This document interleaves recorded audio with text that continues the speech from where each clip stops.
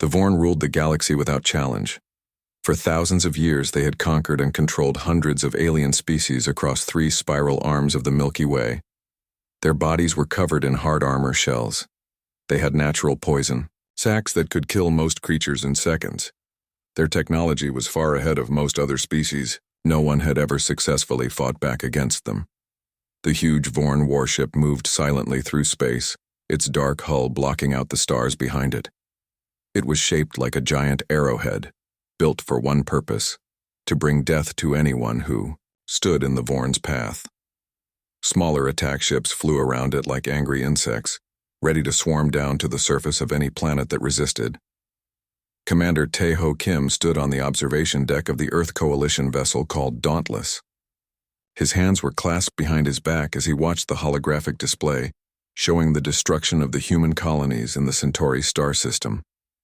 The blue light from the display reflected on his face, highlighting the deep worry lines around his eyes. "They hit 3 settlements at once," said Lieutenant Ji-woo Park, stepping up beside him. She was shorter than Tae-ho, but carried herself with the confidence of someone who had seen combat many times. "No warnings, no demands. They just started killing." Tae-ho nodded slowly. "How many survivors?" "Less than 200 out of nearly 9,000 colonists," Ji-woo said, her voice tight with controlled anger. "The Vorn took some prisoners. We don't know why." The display changed to show security footage from one of the colonies. The recording was shaky and filled with static, but it clearly showed the Vorn warriors. They moved quickly on their 6 legs, their upper bodies rising up to reveal multiple arms holding advanced weapons. Their heads were angular with compound eyes that glowed green in the smoke-filled air of the colony. Intelligence reports say they've never faced resistance that lasted more than a few days. Ji-woo continued, looking through the data on her tablet. "Most species surrender after the first attack." Tae-ho's eyes never left the display. "They've never met humans before," he said quietly. "They don't understand what they've started." Ji-woo nodded grimly. "The Coalition has approved full defensive protocols. Admiral Song is gathering the fleet at Proxima Centauri." "Good," Tae-ho said. "We need to buy time for the outer colonies to evacuate." What the Vorn could not possibly know was that humans had evolved as pursuit predators on what galactic standards would classify as a death world.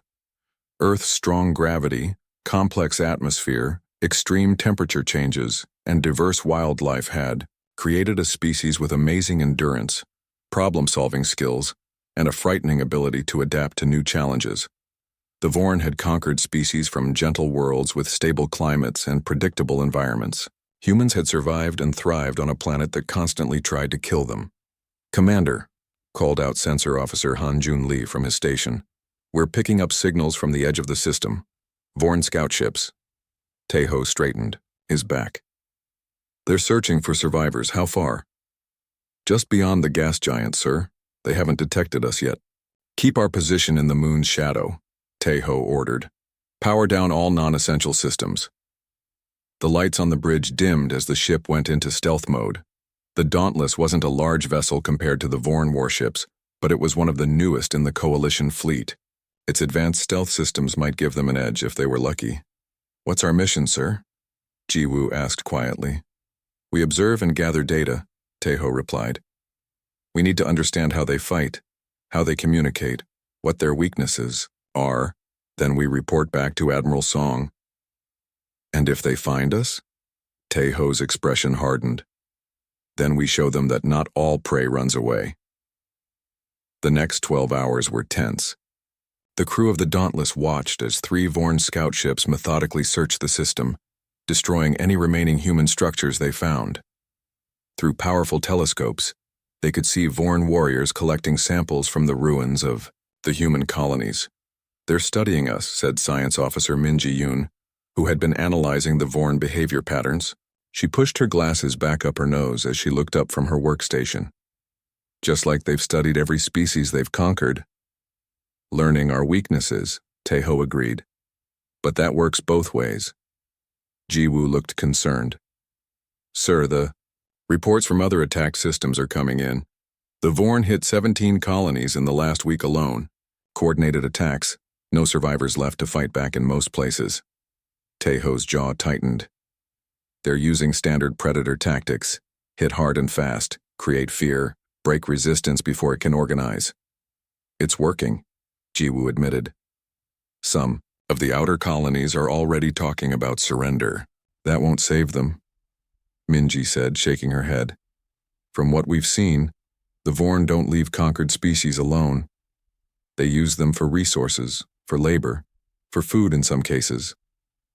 A heavy silence fell over the bridge. The word nobody wanted to say hung in the air. Extinction. The Vorn didn't just conquer, they consumed. Sir, called Hanjun suddenly. One of the scout ships is changing course. It's heading toward the moon. Have they detected us? Taeho asked sharply. I don't think so, Hanjun replied, his fingers moving quickly over his control panel. They appear to be doing a standard search pattern. Options? Taeho looked at Jiwoo. We can maintain position and hope they don't scan this sector carefully, she said. Or we can power up and make a run for the jump point. Taeho considered for a moment. If we run, they'll know humans are still in the system. They'll call for reinforcements if we stay hidden. They might pass us by, Jiwoo finished. Exactly, Taeho nodded. All personnel, maintain silent running. Not a word, not a sound. Minutes stretched into hours as the Vorn scout ship slowly circled the moon. On the bridge of the Dauntless, no one spoke. They barely breathed. The ship's systems were running on minimal power, just enough to maintain life support and passive sensors. Finally, Hanjun whispered, They're moving away, sir, returning to their original search pattern. The tension on the bridge eased slightly, but Taeho remained alert. Stay quiet. They could circle back. Commander, Minji said softly, I've been analyzing their communication patterns. There's something unusual. What is it? They don't seem to adjust their tactics at all. Even when something unexpected happens, they follow the same procedures. Taeho raised an eyebrow. Overconfidence? I think it's more than that, Minji replied. I think they've never needed to adapt. They've always been the strongest, the most advanced. They don't know how to handle something new. A slow smile spread across Taeho's face. Not a happy smile, but the dangerous smile of a predator that has spotted a weakness in its prey. That, he said quietly, is something we can use. 3 days later, the Dauntless slipped away from the Centauri system, carrying valuable data about the alien invaders. As they prepared to jump to light speed, Taeho took one last look at the display showing the destroyed colonies. We'll be back, he promised. And next time, we won't be running. What the Vorn would soon learn was that humans were not like other species they had conquered.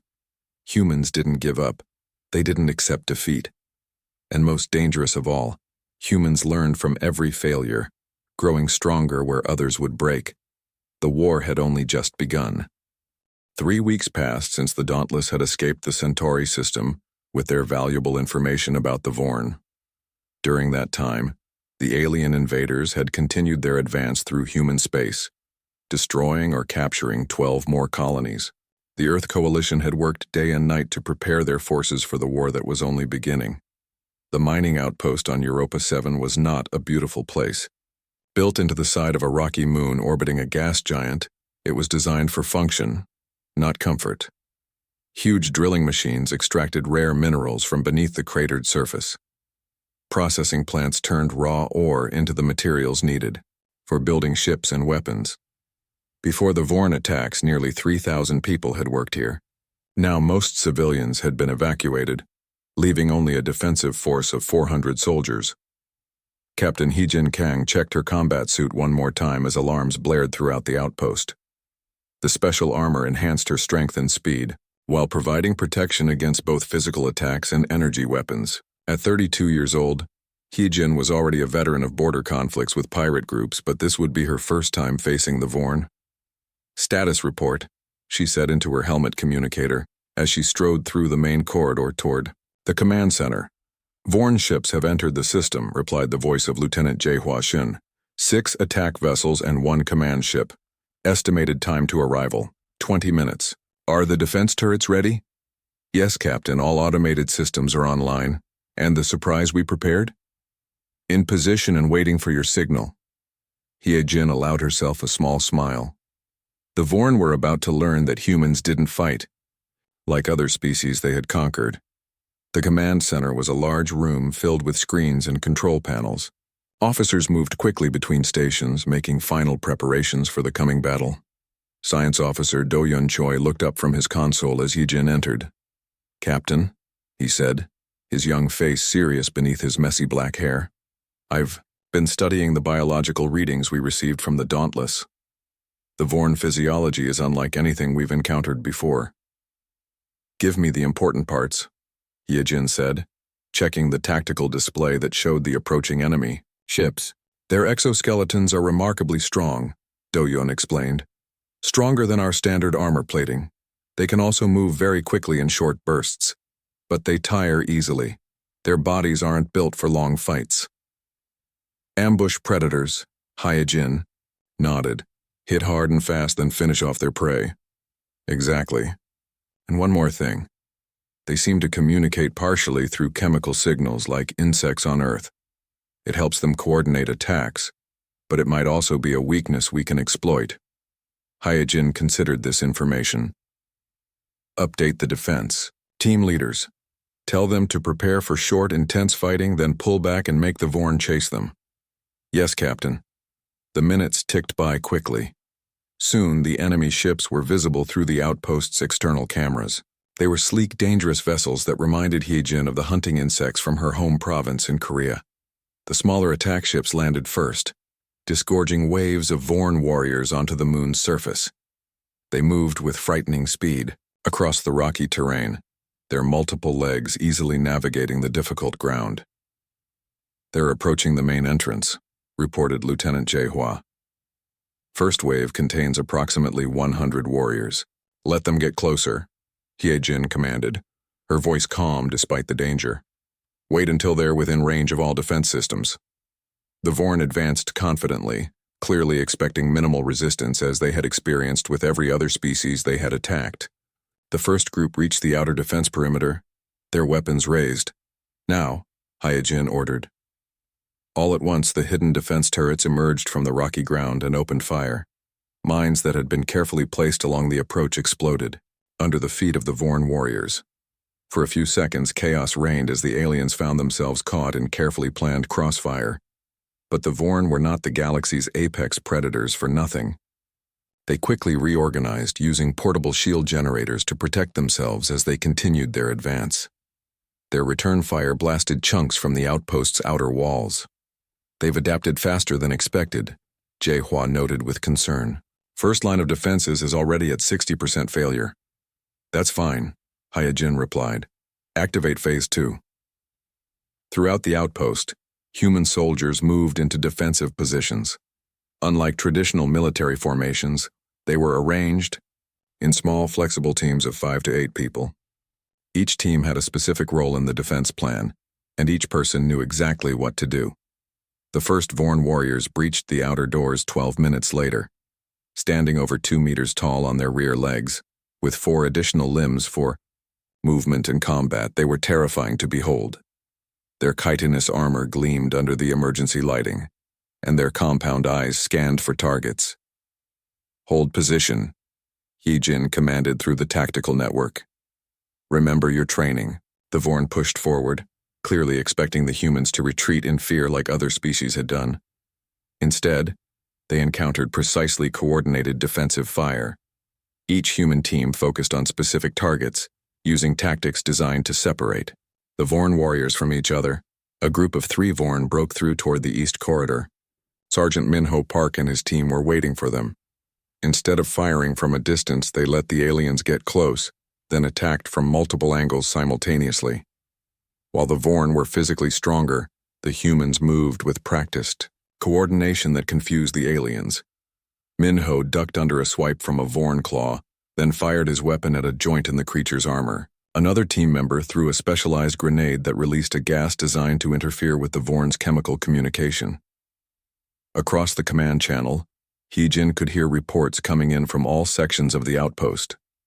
The humans were suffering casualties, but nowhere near as many as expected. More importantly, the Vorn advance had slowed significantly. They don't understand what's happening, Do-Yun said, watching the battle through the security cameras. Look at their movements. They're becoming less coordinated. He was right. The Vorn warriors were used to enemies that either stood and fought in large groups or ran away in panic. The human defense was doing neither.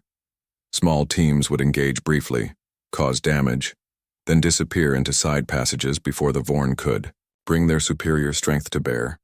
Other teams would then attack from different directions, never allowing the aliens to focus their forces. Captain, HFY called out, the Vorn command ship is launching a second wave. Perfect, Hye-Jin smiled. Trigger the main surprise. Outside the outpost, hidden explosive charges detonated along a carefully calculated line. The moon's already unstable surface collapsed, creating a massive chasm between the landed Vorn ships and the outpost. The second wave of warriors was cut off from the first. What followed shocked the Vorn war leaders watching from their command ship. The humans fought with a ferocity and intelligence that defied the aliens' understanding. Even when wounded, the humans continued fighting. When outmatched, they adapted instantly, using the environment and improvised weapons. Most disturbing to the Vorn, the humans communicated and cooperated at a level no other prey species had ever demonstrated. After 3 hours of intense combat, the surviving Vorn warriors from the first wave retreated, fighting their way back to the now distant landing site where their ships waited. They had lost over 60% of their forces while only managing to secure a small section of the outpost's outer ring. In the command center, Hye-Jin removed her helmet, her face showing exhaustion but also fierce pride. Casualty report, she requested. 37 dead, 52 wounded, HFY reported. We've lost access to the eastern mining section, but all critical systems are secure. It was a cost, but far less than anyone had expected. The data from the battle would be invaluable for future engagements. Send the complete battle records to Coalition Command, Hye-Jin ordered. They need to see this. By the next day, word had spread throughout human space. For the first time in over 300 years of conquest, the Vorn had been defeated.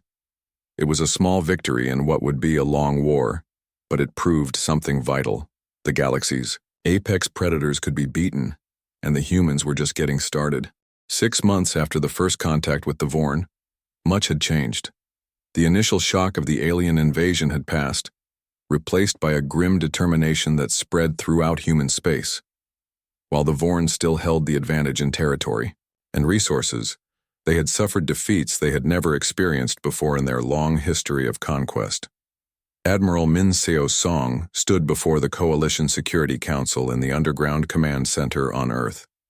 At 53 years old, she had spent her entire adult life in the Space Forces, but nothing had prepared her for a war like this. Her once black hair now showed streaks of gray, and her uniform bore the marks of recent combat. A healing scar ran across her left cheek, a reminder of a narrow escape 3 weeks earlier when her flagship had been attacked. The Vorn expected us to behave like prey, she explained, pointing to the large tactical display that showed the current battle lines across human space. Red markers indicated Vorn-controlled systems, while blue showed those still in human hands. Too much of the map was red. Their entire strategy revolves around overwhelming force and inducing panic. They've never encountered a species that hunts them back. The 12 council members sat in a half-circle, their faces serious as they considered her words. President Jae-Won Lee, the head of the Earth Coalition, leaned forward. "You're saying we should move from defense to offense," he said. It wasn't a question. "Yes, Mr. President," Min Seo replied firmly. "We've learned enough about the enemy now. It's time to change the nature of this war." Colonel Junho Lee, head of Special Operations, stepped forward to stand beside her. He was younger than Min Seo, with a lean, athletic build that belied his incredible strength. His specialty was direct action against enemy forces, and he had personally led 3 missions into Vorn territory. "We've analyzed their biology and culture," Junho explained, taking over the presentation. "The Vorn have evolved as ambush predators. They're powerful in short bursts but lack endurance. More importantly, they've never developed tactical adaptability, because they've never needed it. He touched a control, and the display changed to show a detailed image of a Vorn warrior. Their exoskeletons make them nearly invulnerable to standard weapons, but we've identified weak points at their joints. Their vision is excellent in all lighting conditions, but they rely heavily on chemical signals to coordinate large-scale actions. And how do we use this information? Asked Defense Minister Han-Gil Park. By fighting in ways they don't expect, Junho replied. Small, fast-moving teams that strike and disappear, long drawn-out engagements that exhaust their limited stamina, and most importantly, by disrupting their command structure. Min Seo took control of the briefing again. We're proposing Operation Prometheus, a series of coordinated strikes behind enemy lines targeting their leadership, supply chains, and communication networks. The council members exchanged glances. What the admiral was suggesting was risky, dangerous, but after 6 months of losing ground despite their occasional victories, something needed to change. You have my authorization, President Lee said after a moment of silence. Do whatever is necessary to push these creatures back. 2 weeks later, Commander Sun Woo-yoon stood in the cargo bay of a captured Vorn transport ship. Around him, 24 men and women checked their equipment one last time. They wore specialized infiltration suits designed to mask their heat signatures and disrupt the chemical sensors the Vorn used to detect intruders. Everyone clear on the mission? Sun Woo asked, his voice calm despite the danger they were about to face. Get in, plant the devices, get out, replied Lieutenant Soo-min Choi, his second-in-command. Simple. There were a few nervous laughs. Nothing about this mission was simple. They were heading for Nexus 7, a major Vorn command center controlling operations across an entire sector of human space. No non-Vorn species had ever set foot there and lived to tell about it. The ship's automated systems will do most of the work, Sun Woo reminded them. We just need to stay hidden until we reach the target. Remember your training and remember what we're fighting for. What they were fighting for was not just survival, but the future of humanity among the stars. If the Vorn won this war, humans would become just another conquered species, used and discarded according to the aliens' needs. The captured transport entered the Nexus 7 system 12 hours later, broadcasting identification codes taken from a Vorn ship destroyed in a previous battle. The false credentials held, and they were directed to a docking bay on one of the massive space stations orbiting the planet below. Passive scans show at least 2,000 Vorn on the station, reported Soo-min quietly as they prepared to exit the transport. Most are concentrated in the central sections. Then we avoid those areas, Sun Woo said simply. Remember, we're not here to fight if we can help it. The team split into 4 smaller groups, each with a different target. Sun Woo led his team through the dark, chitinous corridors of the station. The architecture was alien, built for bodies with different proportions than humans. Everything was slightly too tall, too wide, with sharp angles that hurt human eyes. They moved silently, using hand signals to communicate. The station's environmental systems were set for Vorn comfort. The air was thinner than humans preferred, and the gravity slightly stronger. It made everything harder, but they had trained for these conditions. The first group, led by Lieutenant Ji-hoon Kang, reached their target within 20 minutes, a major power distribution node. They planted compact explosive devices designed to cause maximum damage while being nearly impossible to detect with Vorn technology. The second group, under Sergeant Hai-Wan Kim, infiltrated the station's communication center. Instead of explosives, they uploaded a virus into the system, a sophisticated program that would allow human forces to monitor Vorn communications and occasionally insert false information. The third group, led by Lieutenant Min-ji Park, had the most dangerous mission, placing tracking devices on Vorn warships docked at the station. They moved across the exposed docking bays, vulnerable if spotted, but their training and specialized equipment kept them hidden. Sun Woo's team had the primary objective, the command center itself. Not to destroy it, but to gather intelligence and plant devices that would allow human forces to listen in on the Vorn leadership's plans. They were 3 corridors away from their target when disaster struck. A Vorn patrol rounded a corner unexpectedly, nearly walking directly into them. There was a moment of frozen surprise on both sides. Then the Vorn warriors let out high-pitched clicks of alarm. "Go!" Sun Wu ordered, firing his weapon at the lead alien. The specialized round struck the Vorn in a joint between armor plates, causing it to stumble. But more were coming, and the element of surprise was lost. "Complete the mission," Sun Wu told Sumin. "Take Hyun Woo and get to the command center. We'll hold them here." Sumin hesitated only a second before nodding.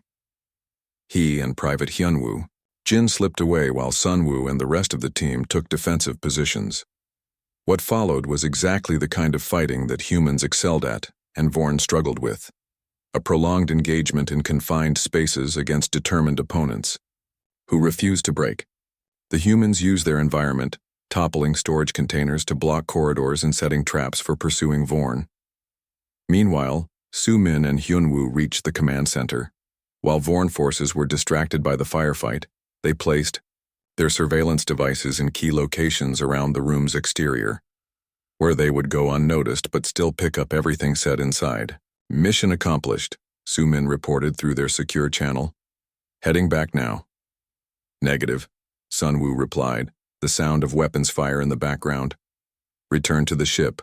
We'll find another way out." On the Vorn command vessel, Inevitable, Dominance, orbiting a different planet 2 systems away, High Commander Vizork received the reports from Nexus 7 with increasing agitation. His upper limbs clicked together in a gesture of frustration that all Vorn recognized. "How did humans penetrate our most secure facility?" he demanded of his subordinates. "How did they know our access codes? How did they evade our sensors?" None of the Vorn officers could answer. Such a thing had never happened before in their history. They had always been the hunters, never the hunted. Yet now their warriors were experiencing something new. Fear. Not just of defeat, but of an enemy they could not predict. By the next cycle, similar reports came in from 7 other Vorn installations across former human space. Small teams had appeared, caused damage, and disappeared. Supply ships vanished. Communication relays failed. Commanders were found dead in supposedly secure locations.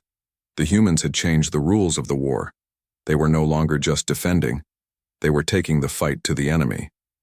And for the first time in their long history of conquest, the Vorn found themselves looking over their shoulders, wondering where the humans would strike next. The battle for the Rigel system would change the course of the war. After months of raiding Vorn supply lines and command centers, the humans had pushed the aliens back from several key systems. Now the Vorn were gathering their forces for a massive counterattack. They had committed their main fleet, determined to crush the human resistance once and for all. Fleet Commander Yeon Jae-bai stood on the bridge of the human dreadnought Indomitable, studying the tactical displays. At 45, she was known throughout the coalition forces for her brilliant strategies and calm under pressure. Her short black hair was neatly trimmed, and her uniform was perfectly clean despite the fact that she had not slept in nearly 30 hours. "They outnumber us 3-1, said her executive officer, Commander Tae Sung-oh. 17 capital ships to our 6, and over 100 smaller vessels. Yeon-jae nodded without taking her eyes off the display. "Numbers aren't everything, Tae-sung. The Vorn still think like predators, not soldiers. They rely on overwhelming force because it's always worked for them." "And what do we rely on?" he asked. She finally looked up, a small smile on her tired face. "We rely on the fact that humans have been fighting wars against other humans for thousands of years. We know that victory often belongs not to the strongest, but to the smartest." The Rigel system was ideal for the plan Yeon-jae had developed. Unlike most star systems with open space between planets, Rigel was filled with dense asteroid fields and radiation belts. Navigation was dangerous for any ship, but especially for the larger Vorn vessels. Update from Scout Group Theta reported, Communications Officer Minji Huang, "Vorn fleet has entered the outer system. They're moving in a standard attack formation." "Just as expected," Yeon-jae said. "Signal all ships to take their positions. Tell defense platforms Alpha through Delta to power down to minimal levels. We don't want them detected too early." Throughout the system, human ships moved into carefully planned positions. Smaller, faster vessels hid among the asteroid fields. Medium cruisers took up defensive formations around the habitable planet Rigel 4. The largest ships, including the Indomitable, positioned themselves near one of the radiation belts, where sensors would have difficulty getting clear readings. The 12 defense platforms, massive space stations equipped with powerful weapons, were the key to Yonje's plan. Built to look like mining facilities from a distance, they had been positioned throughout the system months earlier, waiting for this moment. 6 hours later, the Vorn fleet approached the inner system. Their formation was impressive, a wall of warships moving forward together, designed to overwhelm any defense with sheer firepower. "They're scanning the planet," Minji reported, "detecting our defensive line." "Let them see exactly what we want them to see," Yonje replied. "Navigation, move us 5 degrees starboard. Keep the radiation belt between us and their main sensors." On the Vorn flagship, Sub-Commander Kavex watched the human defenders with contempt. The prey species had proven more troublesome than expected, but now they would be crushed. His Supreme Commander had given clear orders: destroy all human resistance in the Rigel system, then push forward into Earth's home system itself. The humans appeared to have concentrated their forces in a defensive ring around their colony planet. A predictable strategy, and one that would fail against superior numbers. "Begin the attack," Kavex ordered. "All ships advance." The Vorn fleet moved forward, firing their long-range weapons at the human defensive line. The coalition cruisers returned fire while slowly falling back toward the planet, appearing to struggle against the stronger enemy. "They're taking the bait," Yeonjae said as she watched the Vorn ships advance. "They think we're desperately defending the planet." "We are defending it," Tai Sung pointed out. "Yes, but not in the way they think." She touched her communication panel. "All ships execute Phase 2. Suddenly the human cruisers scattered in different directions. Instead of maintaining their defensive line, they split into smaller groups that darted between the advancing Vorn ships, firing at their engines and weapons systems before speeding away. Confused by this change in tactics, the Vorn fleet's neat formation began to break apart as ships turned to pursue the humans. This was exactly what Yonjai had planned. "Defense platforms Alpha through Delta. Power up and engage," she ordered. The 4 massive stations that had been hiding in the system suddenly came to life. Their powerful weapons opened fire on the now scattered Vorn ships, catching many from behind as they chased the smaller human vessels. On his flagship, Kivex clicked his mandibles in anger. "We've been led into a trap," he realized. "Reform the fleet. Concentrate fire on those stations." But it was too late for an orderly response. The Vorn ships were now spread throughout the inner system, their formation broken. Some were engaged with human cruisers, others were turning to attack the defense platforms, and still others were trying to regroup. "Now, Commander," Yonjay said calmly, "bring in our main force."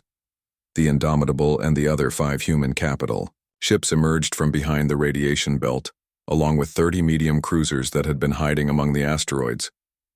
They struck the disorganized Vorn fleet from multiple directions at once. "Defense platforms Epsilon through Lambda, power, up and engage," Yonjay continued. 8 more stations activated throughout the system, completing the trap. The Vorn fleet was now caught in a massive crossfire, with nowhere to retreat. Kavex watched in growing horror as his ships were destroyed one after another. This was not how prey was supposed to behave. The humans had not just defended. They had set an ambush for the ambush predators. "We must withdraw," his second advised. "No," Kavex hissed. "We will not flee from prey. Direct all ships to target the human flagship. We will destroy their leader and break their will." 5 Vorn warships turned toward the Indomitable, firing their main weapons. The human dreadnought's shields flared under the assault. "Shields at 60%, reported the defensive systems officer. "We can't take much more of this." Yonjay remained calm. "Hold position, continue firing, and launch the boarding teams." This was the most daring part of her plan. While the space battle raged, small, fast transports carried elite human soldiers toward the Vorn flagship. Their mission? Capture the Vorn leadership alive. Lieutenant Jin-Ho Kwan led the boarding party.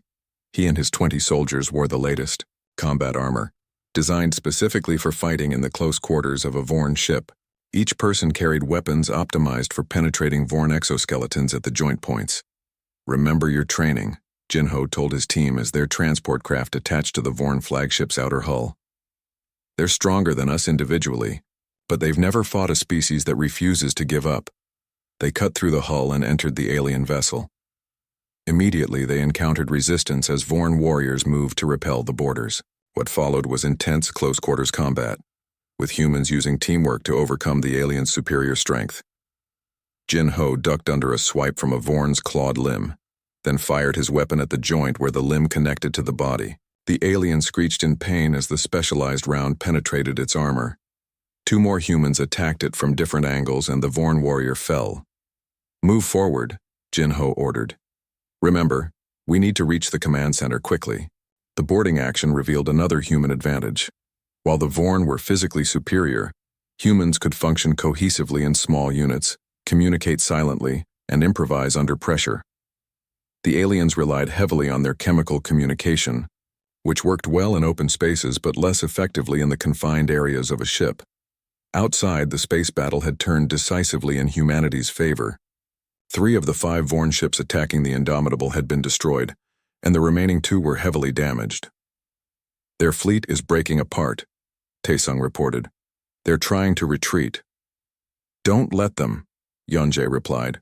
"We need to finish this here." On the Vorn flagship, Jin-Ho's team fought their way to the command center.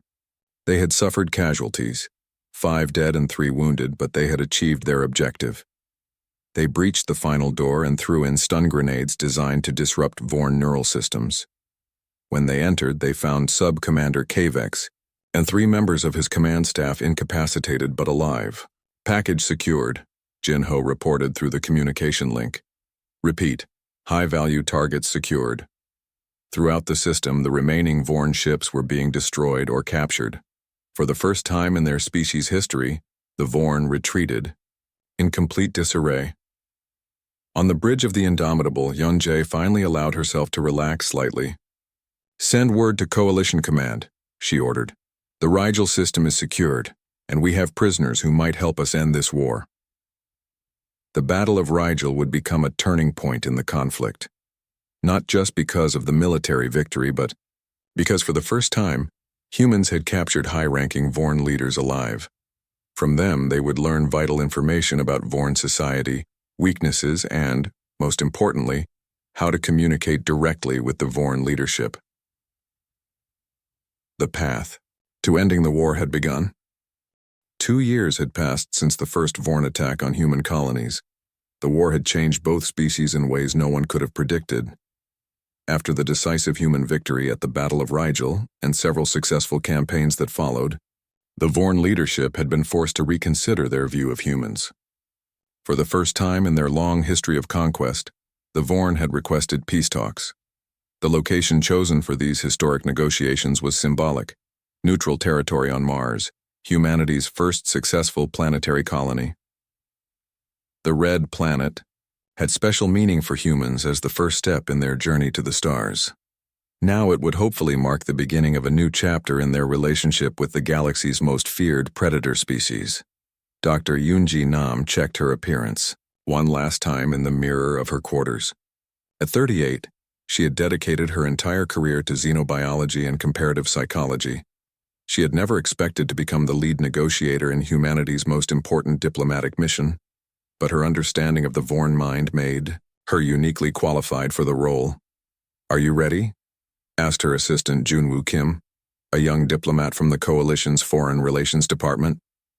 "As ready as I'll ever be," Yoonji replied with a small smile. "It's not every day you sit down to talk peace with a species that tried to exterminate you." They walked together through the corridors of the Mars Diplomatic Center, a massive complex built specifically for these negotiations. The architecture blended human and Vorn design elements, an early concession to show respect for both cultures. Security was tight, with both human and Vorn guards stationed throughout the facility. The main conference room was a large circular chamber with a transparent dome that revealed the rusty Martian landscape outside. A round table occupied the center, with seating designed to accommodate the different physical needs of both species. Yunji took her position with the human delegation. Beside her sat Admiral Min Seo-song, now bearing additional scars from the later battles of the war, and General Tai-ho Kim, who had been promoted after his successful defense of the Earth system. Other key human representatives included scientists, military officers, and government officials. The doors on the opposite side of the room opened, and the Vorn delegation entered. Walking at the front was Supreme Matriarch HFY, the highest authority in Vorn society. She was larger than the male warriors humans had mostly encountered during the war. Her exoskeleton was a deep purple color that signified her ruling status, and she moved with a dignity that commanded respect. Yunji had studied all available information about Vorn society in preparation for this meeting. She knew that the appearance of the Supreme Matriarch herself, rather than a lesser representative, was a significant honor, and an indication of how seriously the Vorn were taking these peace talks. "Welcome to Mars," Yunji said, using the translation device developed from knowledge gained from the captured Vorn commanders. "We appreciate your willingness to meet with us and discuss a path forward." HFY's compound eyes studied the human delegates carefully. Her mandibles clicked in what the translators identified as a formal greeting. "Your species is unlike any we have encountered," HFY stated. "We believed ourselves to be the galaxy's apex predators, but we failed to recognize a different kind of predator." Yunji nodded. "Humans evolved as persistence hunters. Where your people rely on overwhelming force, we adapted through endurance, cooperation, and innovation. Our ancestors chased prey until it collapsed from exhaustion, not because we were stronger, but because we could outlast anything." "A fascinating evolutionary path," HFY responded. "One that has produced qualities we did not expect to find in a prey species." "That was your first mistake," Admiral Min Seo said firmly. "Assuming we were prey." There was a tense moment of silence. Then, surprisingly, HFY made a sound that the translators identified as laughter. "Indeed, a costly error that we do not intend to repeat." Over the next several hours, both delegations outlined their positions and requirements for peace. The Vorn would withdraw from all human-settled systems and establish a demilitarized zone between their territories. Prisoners from both sides would be returned. Technology and knowledge would be exchanged, though military applications would be limited. "There is another matter we must address," HFY said as the initial points were agreed upon. "The other species of the galaxy." "What about them?" General Tai-ho asked cautiously. "For millennia, the Vorn have conquered and controlled hundreds of species. This is our way, the way of the predator. But your resistance has forced us to reconsider this approach." Yunji leaned forward, intrigued. "Are you suggesting a change in Vorn policy toward other species?" "We are considering it," HFY admitted. "The resources required to fight humans have been enormous. If other species were to develop similar resistance, it would be unsustainable." This was an unexpected opening, and Yunji seized it immediately. Perhaps there could be benefits to cooperation rather than conquest. Humans have always believed that diverse perspectives lead to stronger solutions. "An interesting concept," HFY said, her compound eyes focusing intently on Yunji. "Not one that comes naturally to predators, but one we might learn." The negotiations continued for weeks. There were difficult moments and nearly insurmountable disagreements, but slowly, a framework for peace emerged. The treaty would establish new boundaries and protocols for interaction between humans and Vorn. More significantly, both species would share knowledge and technology under careful supervision. On the final day of negotiations, as the delegations prepared to sign the historic agreement, Yunji found herself in a private conversation with Supreme Matriarch HFY. "I remain curious about humans," the Vorn leader said. "Your species continues to surprise us." "I hope those surprises will be pleasant ones moving forward," Yunji replied, "as do I. There's a question I have wished to ask throughout these talks." "Please, ask anything." HFY's posture shifted slightly, indicating serious contemplation in Vorn body language. Why did your species never consider surrender? Even when victory seemed impossible, humans continued to fight. This concept was unknown to us before encountering your kind. Yunji considered her answer carefully. Humans have a complex relationship with adversity. Throughout our history, we have faced countless challenges: natural disasters, diseases, conflicts among ourselves. We learned that survival often depends not on being the strongest, but on refusing to accept defeat. A strange evolutionary trait, HFY observed, yet effective. It defines us in many ways, Yunji acknowledged. Humans don't just fight because we can win. We fight hardest when victory seems impossible. It's not logical, perhaps, but it's who we are. After the signing ceremony, Commander Tae-ho Kim, who had witnessed the first Vorn attack 2 years earlier, spoke privately with HFY as well. Your species nearly destroyed us, Tae-ho said plainly. The Vorn matriarch's compound eyes studied him. Yet you never considered surrender. This concept was unknown to us before encountering humans. It's not that we never considered it, Tae-ho corrected her. We just decided against it every time. This drew another clicking sound of Vorn laughter. A distinction that matters little in the outcome, but reveals much about human thinking.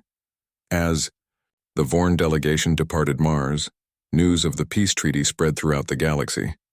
The seemingly unstoppable predators had been stopped, and while many species feared the implications of human capabilities, others saw an opportunity.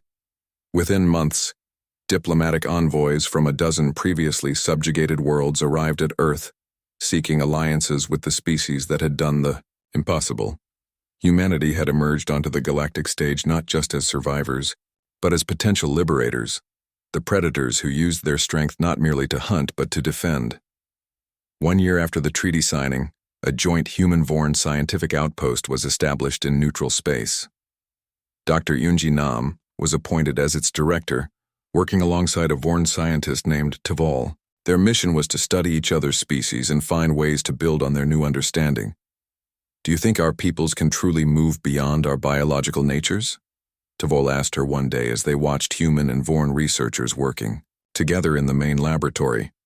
I think we already have, Yunji replied. The Vorn have begun to see beyond conquest, and humans have learned that not every conflict must end in victory or defeat. Sometimes the greatest strength is knowing when to extend a hand or a claw in friendship. The peace was fragile, built on careful agreements and cautious trust. But it was a beginning. And if there was one thing both humans and Vorn now understood, it was that beginnings often led to unexpected destinations. The end.